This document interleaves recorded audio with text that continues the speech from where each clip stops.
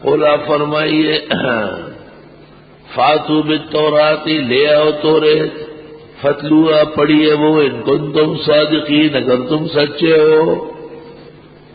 توریت منگوائی گئی اور توریت میں وہ آیت موجود تھی کہ شادی شدہ اگر بدفیری کرے تو اس کو گدھے پر سوار کیے جائے، ہاں اس کا سر قلم کیے جائے اور اس کو سنسار کیا جائے، صرف گدھے پر سوار کرنا کافی نہیں ہے۔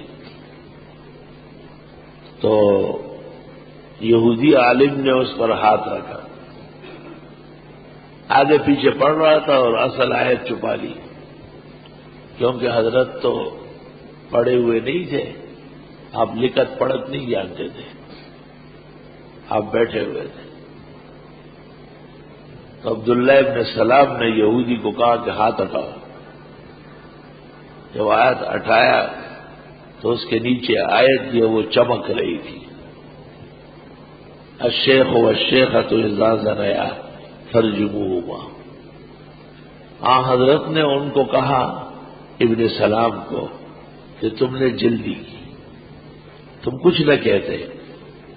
جس وقت یہ مجھے میری شکست کا اعلان کرتے کہ آپ نے غلط کہا ہے، فاتوا بالتوراۃ فتلوها ان کنتم صادقین، اس دوران وہ آیت نیچے سے چیخ پڑتی، خود آیت بول پڑتی اور یہ ایک اور معجزہ ہو جاتا، لیکن آپ نے عجلت کی اور اس کا ہاتھ ہٹایا ہے۔ میں تو جانتا تھا وہ ہاتھ نہیں ہٹاتا۔